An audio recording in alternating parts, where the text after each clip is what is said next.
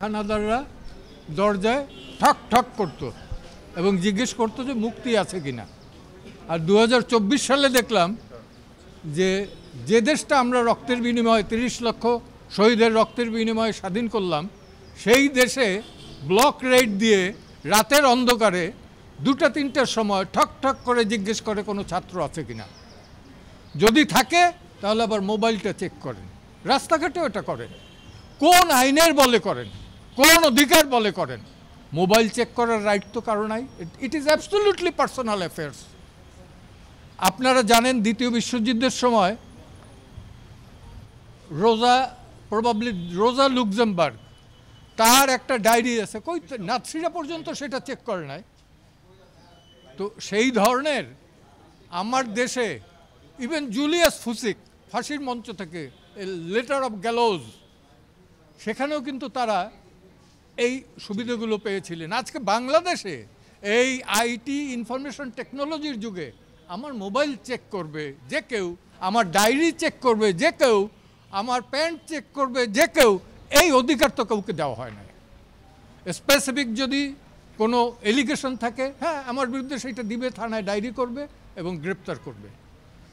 তো এইটার তো কোনো নেই। এবং এইখানে অ্যাপেলেট ডিভিশনের 54 এবং 167 রিমান্ড এবং 54-এ গ্রেপ্তার নিয়ে একটা সুনির্দিষ্ট নীতিমালা আছে।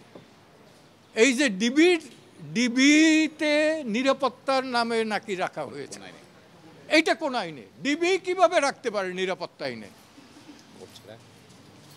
ডিবির কোনো অধিকার নাই তাদের নিরাপত্তার জন্য রাখতে পারবেন। এবং এইটাই ছিল আমার সাবমিশন। প্রশ্ন তুলেছে যে খাওয়ানোর পরে নিয়ে আবার ছবি তোলা হয়, কি বলতে চেয়েছে হাইকোর্ট? কি বলতে চেয়েছে? সেটা বলছে যে এইগুলো ফান। এটা কখন কি বলছে এক্স্যাক্টলি?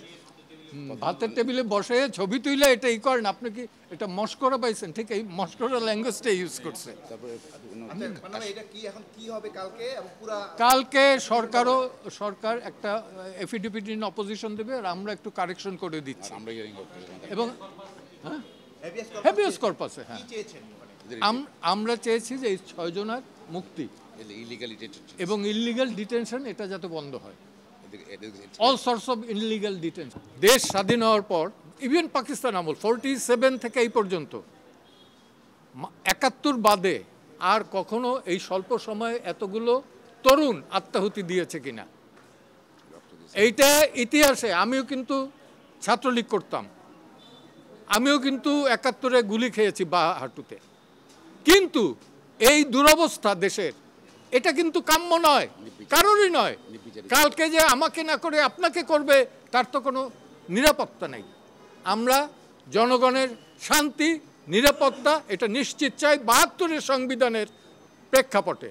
এবং উচ্চ আদালতের অ্যাপেক্স কোর্টের যে সিদ্ধান্ত যেটা আছে সেই সিদ্ধান্ত যাতে তারা মানেন। আর্টিকেল 111 অনুযায়ী সেই সিদ্ধান্ত মানতে তারা বাধ্য।